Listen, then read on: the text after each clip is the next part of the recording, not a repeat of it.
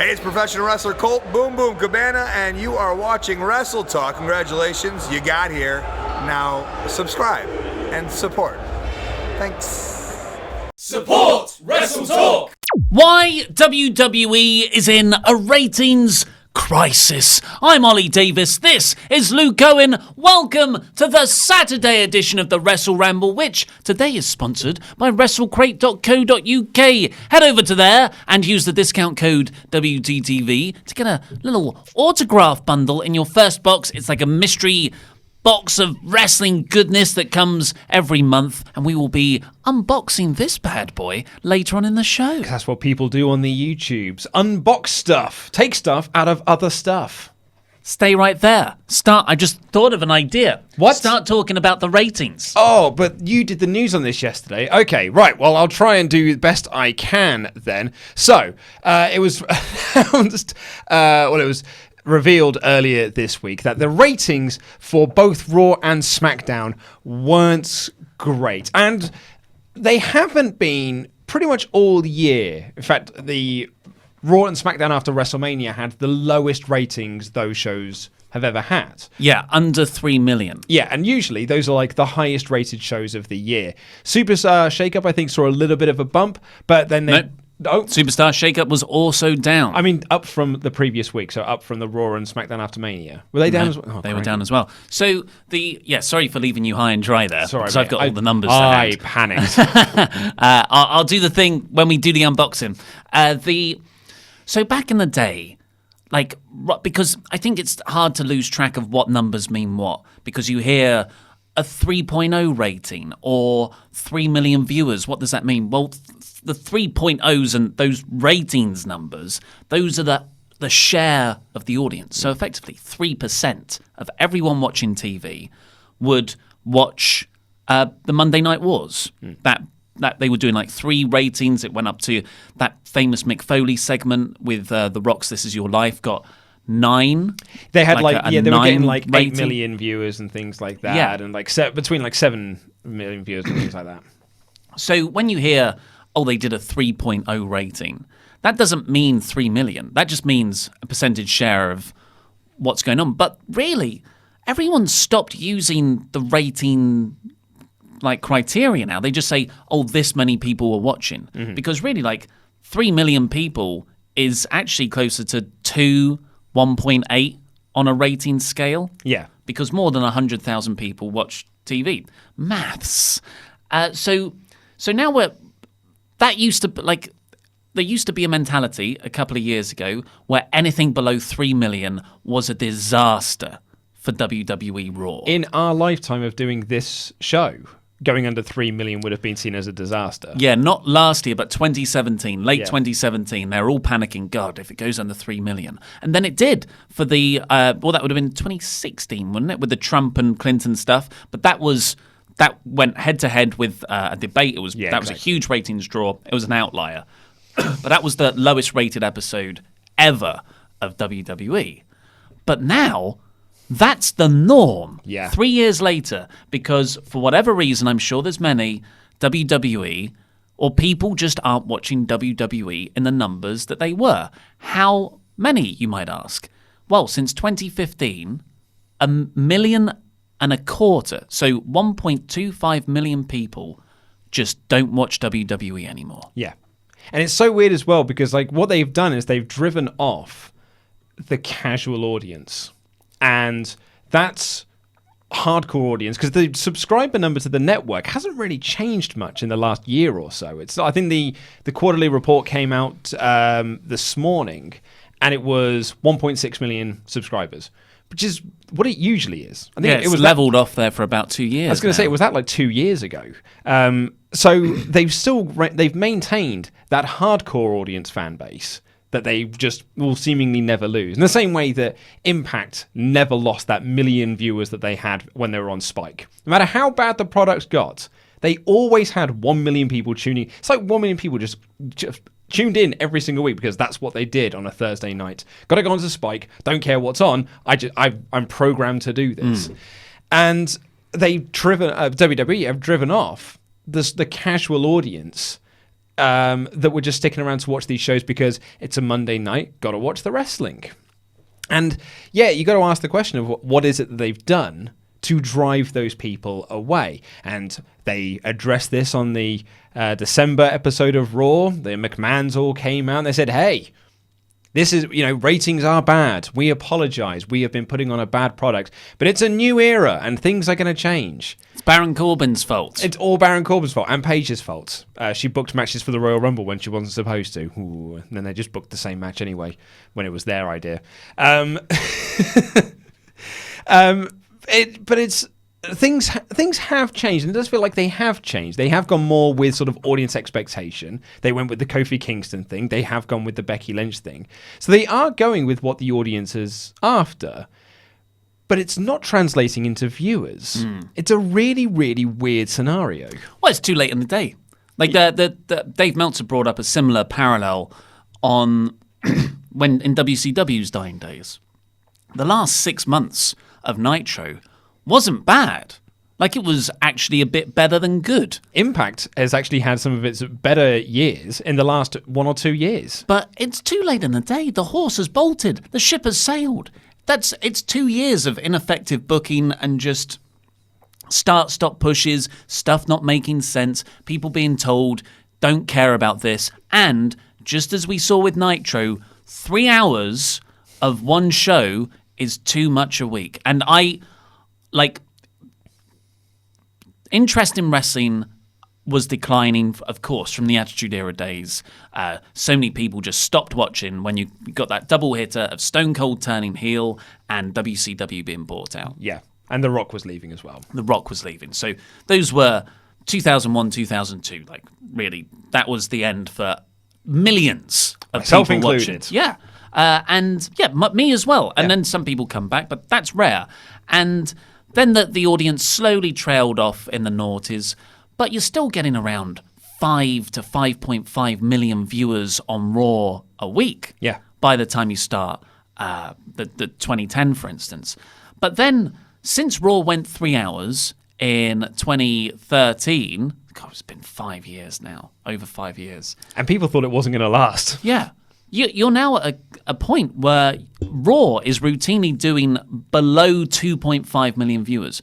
They've lost half of their audience. Yeah, and on SmackDown side of things, because a lot of people say, because I think it's about 75% of the Raw audience then watches SmackDown. And I've seen a few people in the comments on our videos saying, like, well, that seems unfair because SmackDown is the far superior show. It's unfair that SmackDown is the one that gets the least amount of viewers. But really, it's a systematic thing. WWE have spent the last 10 years telling you SmackDown doesn't matter as a show. It is a show that we did in the Attitude Era because wrestling was so popular and there was so much demand for it that we had to create a second show.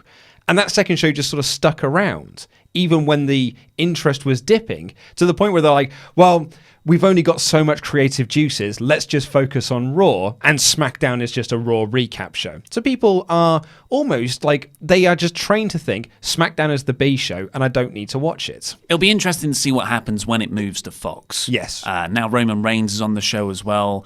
I don't know. You look at Raw and SmackDown and you think, well, they've got 2.5 million viewers on Raw every week roughly now. You've got 2.2 million viewers on SmackDown. But you're like, those are the same viewers. Yeah. They're not. These aren't 4.5 million viewers overall. WWE will tell you that's what it is, though. Yeah. Because they do believe and they do tell investors, they've got dedicated audiences. There is a Raw dedicated audience and there is a SmackDown dedicated audience. You are one or the other. Which is what makes brand rivalry quite laughable sometimes. Yeah.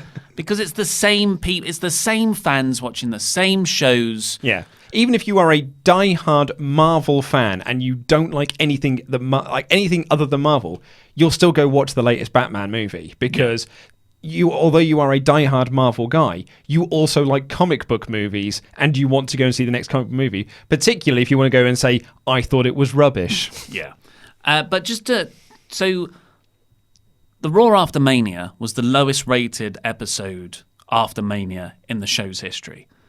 Everyone was like, oh, but it's kind of a house show thing now. The Superstar Shake-Up will gain interest. That was 300,000 viewers fewer. This week, which was it's very telling because this is the first non-special episode of WWE programming. It's really the start of the new chapter. For the year. So that's like the more accurate average number. But also, you start getting the late stages of the NBA playoffs happening, and football season starts in September. Baseball's back on. I don't know if baseball affects it. But this week's episode was 2.37 million viewers, which is like just a year ago, that would be considered a disaster. That's the rating you would get if you were going up against a presidential head-to-head. So I just, Raw did go under 2 million viewers over Christmas. Yeah. Which was, that's scary. But at the same time, it's the holidays, and it's kind of an outlier. But we didn't watch the show. Yeah, we didn't watch. 2 years ago, you were saying the same thing about the presidential debates, and now, that's the norm. Yeah. So if this Raw episode, the Raw ratings now were to go head to head against the next presidential debate, because there's going to be one, the elections next year, so we're going to be getting into these presidential head to heads and things like that. They are going to really suffer in the ratings. I think we're going to get under 2 million viewers, in the June, July. Yeah, so the next 3 months, Raw's going to dip because no one has ever looked at WWE's year plans and gone, when it's really hot? May to July. Yeah, the post WrestleMania, when you've had too much turkey dinner and you just want to sit back and go, that is, no one looks at that and goes that's the real hot period of WWE. I think it used to be everything after SummerSlam to the Royal Rumble was just dead. That was the off season. But to their credit, they've built up Survivor Series quite well. I know last year, but ever since Brock and Goldberg, they've made Survivor Series a big 4 destination and event. I think they have gone out of their way to try and always present one big money match at Survivor Series, whether that is Lesnar Goldberg, whether that is Charlotte Ronda Rousey, or previous to that when it was Brock Undertaker and things like that. So I think they were really going out of their way to try and make it a big 4 destination feel, as opposed to just the Raw versus SmackDown nonsense that means nothing. But the most worrying thing is when people leave watching wrestling, they tend to go. Mm-hmm. I left for 3 years. Yeah. And it's rare for people to come back to it. I only got back into it because my housemate was watching it and there was nothing else on TV. Yeah, and at least you got into TNA, which was an alternative. It was more exciting. You didn't go back into WWE. I wasn't watching those shows week to week. Same with me. So, maybe we get to October and people who have lapsed over the last 5 years, that wrestling fan that's still a wrestling fan that they're friends with is watching AEW, and then that's how they get back into it, just how we did with TNA. And they've got a name there. Well, I'd say 2 names. And I actually get a friend of mine, Tom. CM Punk. Well, could be 3 then. But so a friend of mine, Tom, he was a fan like you and I, big fan during the Attitude Era, but 2001, 2002, stopped watching. Has never gone back to it either. And when I talked to him about wrestling, or someone asked him about wrestling, I was like, when did you watch? He's like, oh, well, my favorites were always Chris Jericho and Mick Foley and The Rock. That's when I was watching. So if someone like him is then sort of flicking through channels and you see Jericho and you see JR doing commentary and stuff, it seems like a really outlandish thing to suggest, but that might make people stick around. And then you get hooked in on the new people. Yeah, that's the key. You use these sort of legend veterans who can still perform at a high level, and you use them to bring in old lapsed viewers and introduce them to the new stuff. With TNA, it was Raven. Yeah. I saw Raven was on that show. He was part of that product. And I was like, well, I'm going to check this out because I loved Raven in ECW and, for all of its faults, his WWF run. And that was when I found AJ Styles, PD Williams, Samoa Joe, Christopher Daniels, Austin Aries, and all these other people. And then that started tuning me into Ring of Honor and things like that. Yeah. We're getting into our favourite thing, which is talking about AEW. But it's because we're paid by them. But I think it is worth bringing up the AEW thing. I also think as well, because there are a few people that say, well, I don't think that includes DVR numbers. And I don't know whether that million or so viewers does include people who are recording things on DVR or taping things. But it doesn't. It's too soon. I think that number is increased the following week. But also, the ability to be able to record things is not new. Like, VCRs have been around since the 80s, and we've been able to record things off television since the 90s. During the Attitude Era, you were able to record things. People would record Nitro and watch Raw, or watch Raw and record Nitro. So I don't think that's a valid argument, because it's something. I remember when people got in a stink because Netflix introduced the skip credits button, and they were like, "Oh, well, that's the death of cinema." I was like, "Mate, VHS have always had a fast forward button. Yeah. No one complained about that." So yeah, it's worrying for WWE, and it's their own doing. It's their own doing. They put on largely a very under par product that doesn't make any sense, with the greatest roster in the world as well. Yeah, that as well. So when All Elite if Raw is doing 1.9s this is another thing we haven't talked about. AEW, we don't know how it's going to perform, but indicators are it's going to have a big network. That's the reports. Most likely going to be Turner. It's going to be TBS or TNT. Yeah.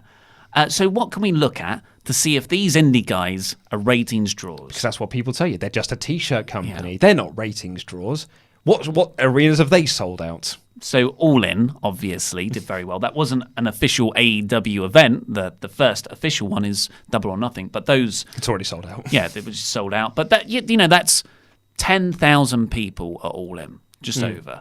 How does that translate into viewing figures on TV? Well, last Friday, on AAA, with their Rey de Reyes show, which admittedly is a bigger show than their normal Friday night TV episodes, in Mexico, drew 5.6 million people. 5.6 million viewers, and it was a main event of the Young Bucks versus Pentagon Jr. and Phoenix. Those are all AEW talent. Yeah, in fact, that match is taking place at Double or Nothing. That match was watched in Mexico by over double the amount of what Raw was watched. Yeah. This week's Raw.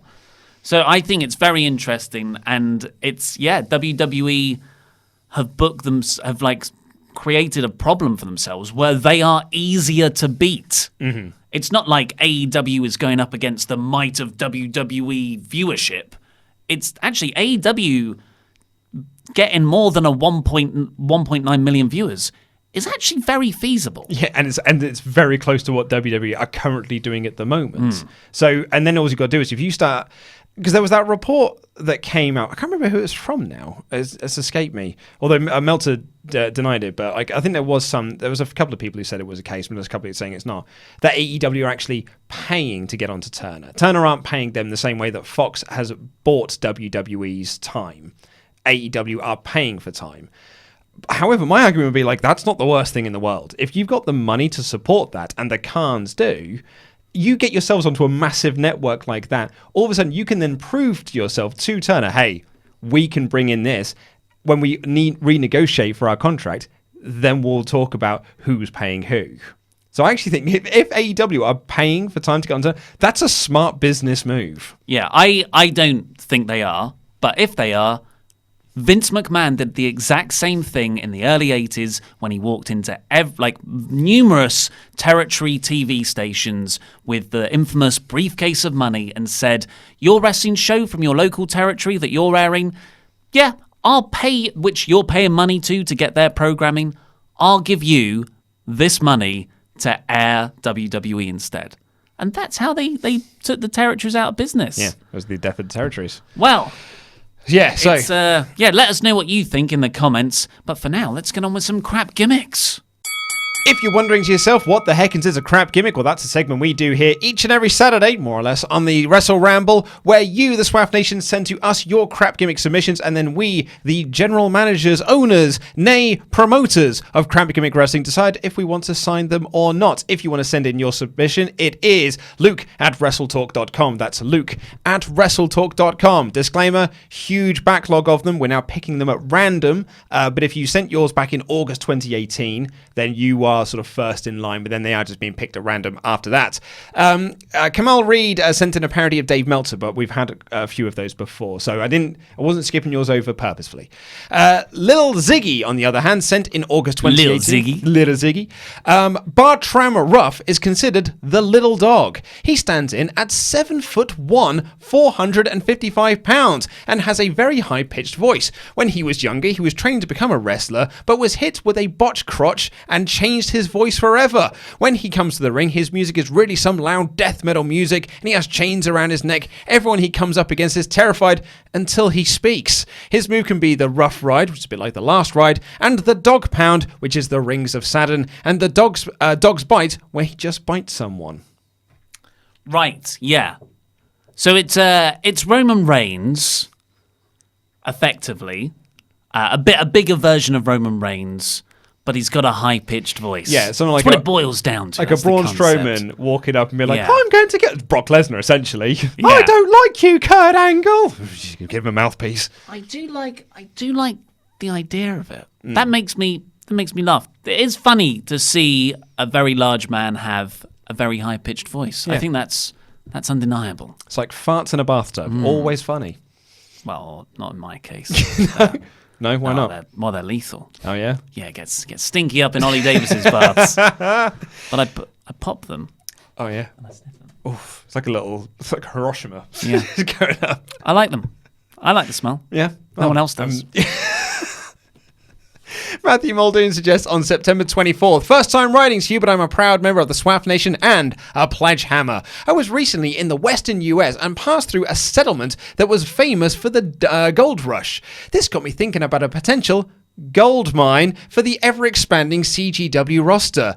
The Miner is an old-timey gold prospector whose sole purpose in life is to acquire as much gold or belt as possible. Think a mixture of Goldmember and the Will Ferrell Prospector character. He comes to the ring dressed like Yosemite Sam with a pickaxe and uses a rough style when he wrestles his opponents, and his finisher could be a spear called the Gold Rush. He's a heel because he refuses to wrestle anyone when a gold stipulation is not on the line. This could lead to some comedy segments where he is wrestling for a gold wedding band a woman is wearing in the crowd to those chocolate coins covered in gold wrappers. Similar to Triple H, he will grab his pickaxe when frustrated and use it to distract the referee, who will then take 5 minutes to dispose of it. All the while, the Miner has grabbed the belt of his opponent's gold to whack them over the head and secure the win. Hope all is well. Keep up the great work, Matt. Yeah, I like gold. I like gold. You crazy Dutch bastard. Both of us big Austin Powers fans here. So I feel like he comes up a lot on the Saturday Ramble. He does. But maybe we should do a watch along. That's our next screening at the Prince Charles. You should. It's so you're playing to our hearts here. Also, Yosemite Sam's one of my favourite Warner's characters. Is it really? And I like as if the sledgehammer wasn't a ridiculous enough weapon already. A pickaxe, is more so. Protect it's very it well. difficult to gimmick that up. Yeah. Same with the sledgehammer. You just put your hand over it. Yeah. The least lethal part of that weapon. Still, it puts people down, though. No one kicks out of a sledgehammer spot. But it's not. I like the idea of the gold. He's obsessed with gold. He's only going after titles.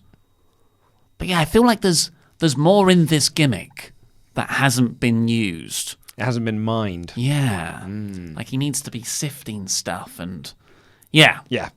Well, let's see if Jesse Cumberly from December 5th can change your mind. He says, hi, Luke, first time / long time. Alfie Schenkman is a former disgraced world-ranked semi-pro golfer. He was on his way to the big time when tragedy struck. His caddy had an affair with his wife, and he found out about it before the big match to go pro. He was so distracted and enraged, he ended up going ballistic I like that. on a bunch of golf officials and got banned from semi-pro golf and hasn't been able to hit a ball straight ever since. He's the bad boy of semi-pro golf. It's like Tin Cup. Yeah. Great film. Billy Madison? No. Happy Gilmore. Now he has to wrestle to afford golf lessons. This can turn into in-ring comedy segments of having kids beating him at putt-putt, or backstage segments where attractive lady golfers are showing him pointers with innuendos, like how to grip the shaft and pull, etc., all of which Alfie plays straight like he's getting legit lessons and training to be the best in the world. Alfie uses golf puns when talking, calling girl wrestlers birdies, and the crap gimmick GM the Eagle. When Alfie wins matches, he grabs on the microphone and says, "You're not up to par." In ring, he wears golfing gloves and nice golf-style shoes, not actual spikes, safety first, and only wrestling tights. He's got a bit of a hair sticking up like alfalfa, but it's never brought up. In ring, Alfie Shankman has pretty standard striking offense with a few rest holds. His 3 trademark moves are a running knee strike to the bum of a kneeling opponent, calling it a hole in 2, a top rope splash called the foregone conclusion, which he usually misses because he's bad at golf since the affair, and the wedge driver, a swinging double axe handle to the side like a golf swing. Yeah, good. Very, very good. Yeah. When he gets beat him up, it's just then he introduces like a possible manager being the caddy or like a side person. I like how little this has to do with wrestling. That was my immediate thought. I like the backstory, not to do with wrestling. Yep. All the training to get back into golf, Yep. not to do with wrestling. It reminds me of El Limon. Yeah, a deep backstory.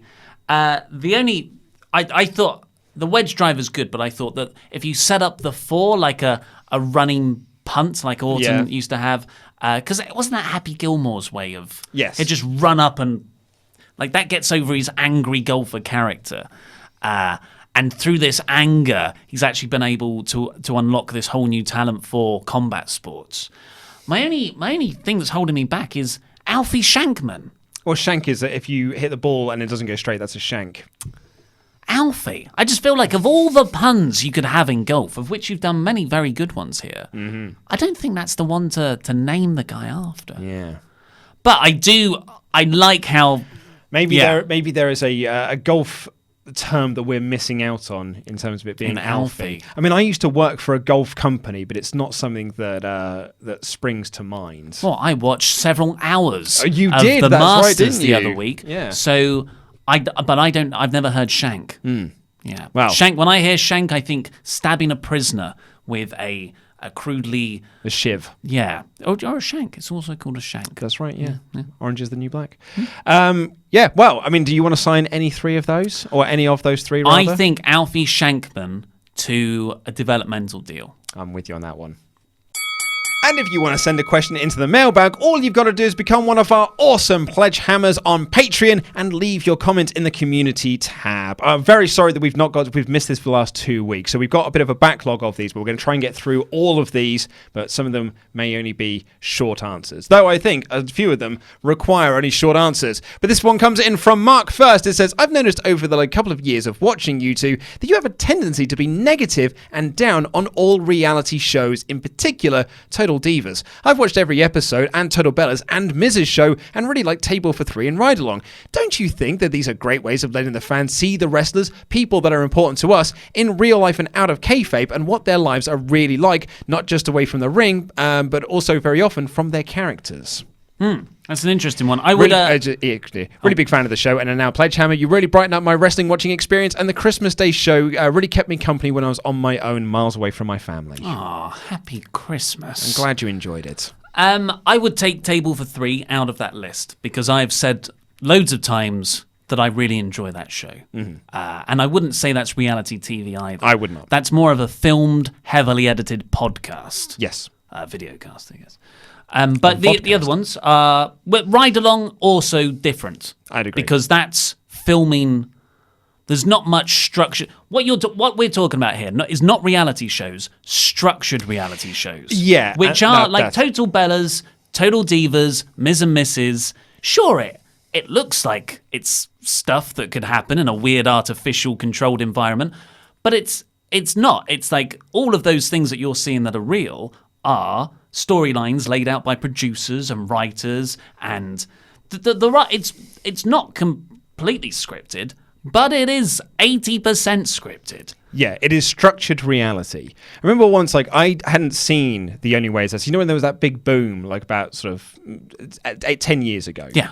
And there was the Made in Chelsea and all these other ones that sort of came around. I hadn't seen them. I was far away from it. Until an ex-girlfriend of mine was watching an episode of it. And I just paused and I was like, how do people think this is real? It's a 2-camera setup. Yeah, that was the bit that always got me. Yeah, like there's multiple camera setups here. There are people following them. There are tracking shots. This is manufactured. There's no way you can film this like that. Yeah, so really, because I've heard a lot of people say Total Divas is actually an excellent show because it is. I mean, like, I'm not going to sit here. It's very hypocritical to say structured reality, which is this genre we're talking about, is rubbish.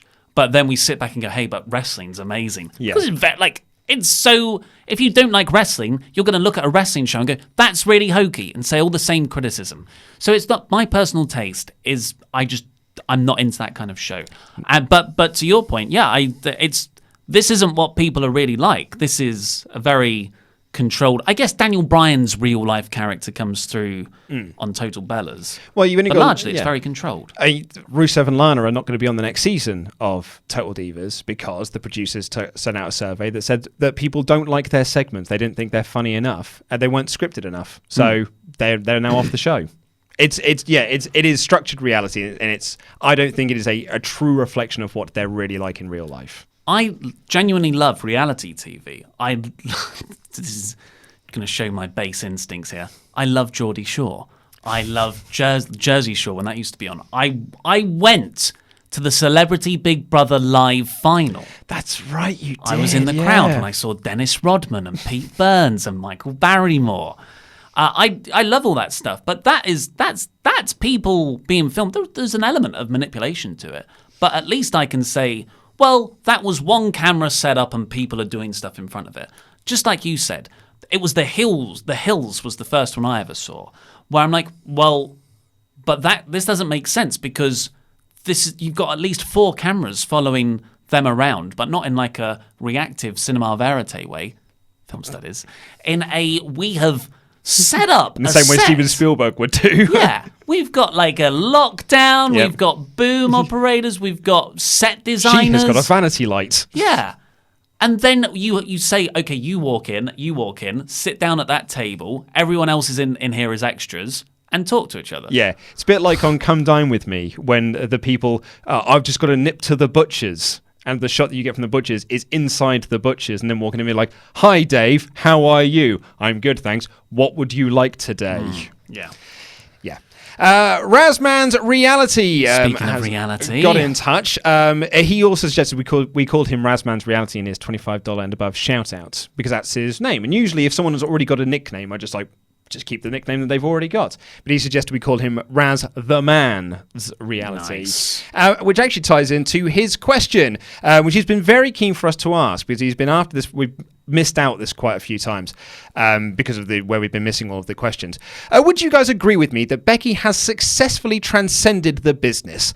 I know that when I was at SmackDown a couple of weeks ago on March 12th, you can see how long ago this was, I had friends and people from my family watching to see If I Made TV who aren't wrestling fans. They told me that they could see clearly why she was my favourite because she was the only character in the show that gauged their interest. I've also seen many, many tweets on Twitter from people who are engaging with her stuff and saying she's very good at what she does, and they're always seeing her on their timelines, and they're not even wrestling fans. As a day one NXT fan of hers, I'm fully willing to admit I may just be a bit biased. However, I don't think that's the case here. I think that given people's reaction to her and given the fact she is now the #1 merchandise seller in WWE, I think it's safe to say she's the first woman who as nothing but a wrestler and not having a reputation elsewhere as Ronda does, who has truly become an absolute megastar, and it's amazing to see and couldn't have happened to a nicer person.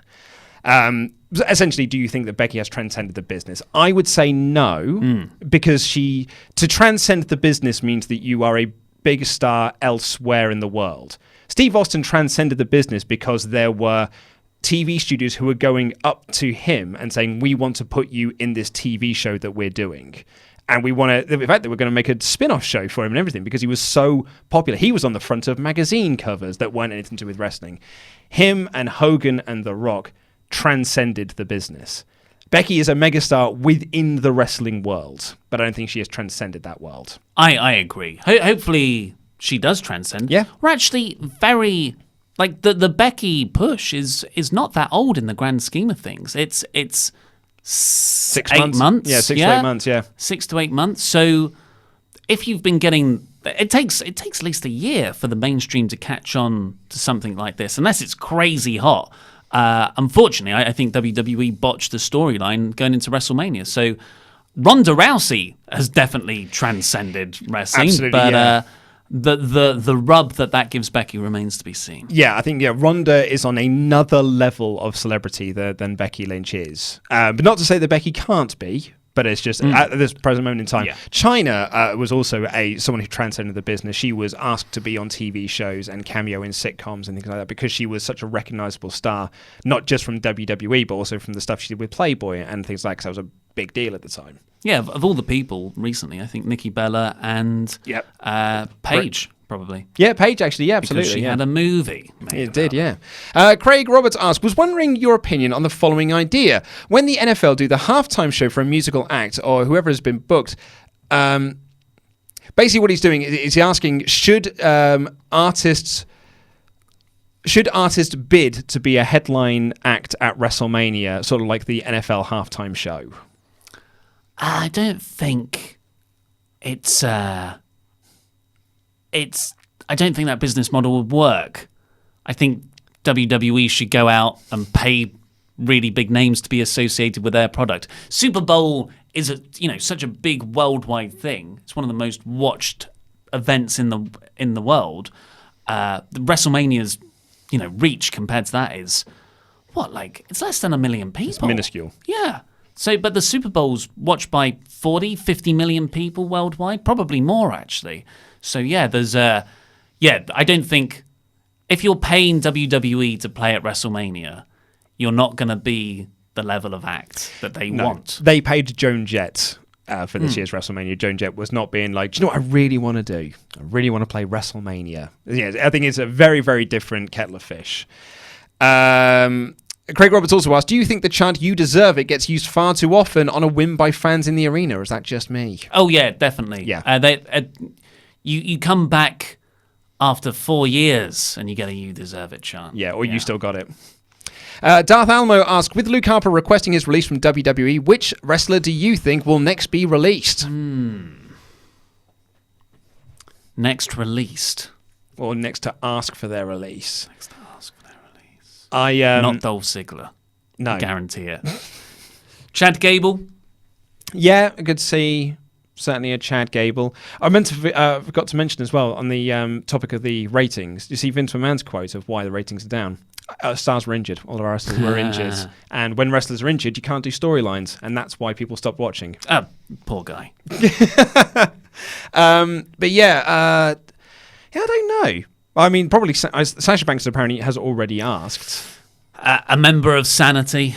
An Yeah. ex-member of Sanity, rather. Yeah, maybe an Eric Young or a Killian Dane. Yeah. Another question here. If you could merge a Jim Johnston entrance theme with a CFO Money entrance theme, who would you choose and why? I would say none, because I hate those merging themes. I think they're gross. It's like if you could, I wouldn't. So if you had to, maybe that's the better way. Yeah, if you had to. Then I'm going to go with Balor's theme and Big Boss Man's Hard Times. I'm glad you had an answer. I've got nothing. I've got nothing, I'm afraid. So someone tweeted me yesterday about the Robert Roode gimmick, saying like, "Oh, do you think he should be presented as the new Rick Rude?" I'm like, absolutely not. He needs to be the first Robert Roode, not the next Rick Rude. Did Ted DiBiase Jr. when he was the next Ted DiBiase completely killed him? Yeah. Completely killed his momentum. Phil Stopford did ask a question, but told us to not bother answering it because it was from last week, and we'd already answered the questions in the Rambles anyway. But he does say, looking forward to seeing you at Ready to Rumble, as he's never seen it. Well, you're in for a treat, I'm going to say. I did big air quotes for podcast listeners. It's not Endgame. Noah says, we all know that Dean Ambrose leaving WWE is not a work, but how much do you believe the rumours this could just be a way to give Ambrose time off for him to return later this year? I don't believe that either, because this is the last thing WWE want people to be talking about right now. The idea that stars might leave WWE. So why would they manufacture that idea? Yeah. There was something about Harper publicly requesting his release. So they've extended his contract. They were saying, you were out for 6 months. We've added that 6 months onto your contract. So it was up in November, but now it's up after WrestleMania next year. And then, if they don't use him for any of that period, they can just add that time onto his contract as well. It's exactly what happened with Pac, and it's more than likely it's going to happen with Sasha Banks as well. And Rey Mysterio. And Rey Mysterio. They're just going to keep adding time onto the contracts until they can't anymore. It's awful. Yeah. Martin says, hi, Ollie, Luke, Laurie, and Pete. Hope I haven't forgotten anyone. Which tag team name is worse? The Besties Best for Business, Samoan Submission Machine, Boss and Hug Connection, or the Viking Experience? Do you think the WWE are just incapable of thinking up good tag team names? That's a good point, actually, of... People thought the Viking Experience was bad. It is nothing near as bad as Bestie's Best for Business. Yeah, Bestie's Best for Business. That is worst. a diabolically bad name. Samoan Submission Machine is a great name. That's for Joe. Yeah, but I think you probably mean Samoan Slaughterhouse. Yeah, which isn't. I didn't mind that. I think that's fine. But yeah. They're not very good. Well, they are good in NXT. I think it's Vince McMahon's tastes. Yeah. Do you remember when everyone was called Team? Team Hell No? Yeah. Just call them Hell No. Team PCB. Stefan asks, recently there's been a lot of talk about the Fox TV deal that WWE have recently signed, and I was wondering how much international TV deals will matter to them. Being in the UK, Sky's always had the WWE over here, but there are rumours that their relationship hasn't been the best since the network took away their pay-per-view buys. Can you see them going to another channel such as BT Sport, which has been talked about in the past? Also, can you see AEW possibly exploring a TV deal in other countries such as the UK, similar to PCW but on a bigger scale, possibly on Sky if WWE moves, or even BT Sport, since they seem to be the want in on the market? Thanks for all the content and keep doing what you're doing. Shout out to Screenstalker, especially those playthroughs. Screenstalker. Yeah, the AEW should definitely try and get international sales. That's where you've got a product and it's making money, and then for no added expense, you can get more money from the same product by selling it and syndicating it in different areas. So they definitely should. It just depends on whether they can find someone who's interested, because I think the UK has got less interest in, or TV networks anyway, got less interest in wrestling products than perhaps America does. Yeah. Like Rev Pro over here managed to get onto TV, but no one really tuned in for it, unfortunately. Sky ratings for WWE have really dwindled over the years, like massively fallen so much further than they have on the USA Network. No one's watching it on Sky these days. Apparently WWE are looking at quite a big money deal in India, though, for their TV when that comes up for renewal. Yeah. But the international deals are very important. Absolutely. Two more here. And now it's been reported that after Alexa Bliss, Carmella, Charlotte Flair, Mandy Rose, Lacey Evans, Liv Morgan of all people on SmackDown is due for a big push, should every woman on the roster just dye their hair blonde? It's not just the blonde though. It's it's the implants as well. That's the other way to get yourself ahead in this. The skin color. And pretty face. Mm-hmm. Yeah. Always a bone. Yeah. Yeah. There's a type. They've got a type, haven't they? Well, you say they. Yeah. Well, Kevin Dunn. And lastly, Sawyer says, could it be that the Intercontinental Championship and US Championship switching brands is another request/demand from Fox? SmackDown now has arguably the two most prestigious and famous active championship titles in the business, despite WWE trying to make us think the 3-year-old Universal title is a bigger deal than the WWE World Heavyweight title. I can see this being a calculated move by Fox to make their show a bigger attraction. How do you feel about the brand switch of the belts, regardless of who the champions are? I don't think Fox care enough about what the secondary belt is, or the fact what any of the belts are. I wish I had your investment in these belts, Sawyer. I don't see the WWE Championship as... It's not even called the World Heavyweight Championship, is it? It's the SmackDown... It's the WWE Championship. Yeah, they switched the name back to just WWE Championship. Yeah, so... I mean, I just see that as a... I know it's got the lineage of the World Heavyweight Championship, and the Universal has the one... I think that's the right way around.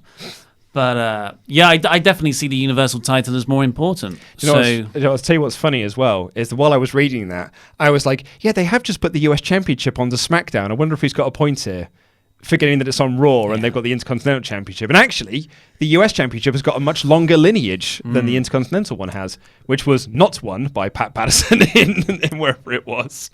Yeah, bless you, Sawyer. I love belts too, but WWE do not. And I think networks care even less. Yeah. But let's open up the WrestleCrate. Sorry, Take a bump, Kenny. Kenny Omega. Of Someone course. said to us, do we hate Kenny Omega? Is that why we keep making him take bumps? No, he just keeps on doing dives. So go over to WrestleCrate.co.uk and use the discount code WTTV because you'll get a free autograph bundle in your first box. I'm going to move this over here. Let's see what we've got this month. Oh, straight up, Flash Morgan Webster Oh, pin. nice pin. We had an email in about Flash Morgan Webster. People asking for match recommendations Oh, okay. for FM Dub. But that was when you were away. Yeah, he's excellent. It's a shame he got injured. He Yeah. would have been. It'd be a much bigger deal if he didn't have a year out. We have an awesomely designed PCW UK Endgame style DVD here, Yep, it's very nice. which is 2 episodes of the PCW TV show. You actually just had a question about, in fact. Got a stacked roster there of people.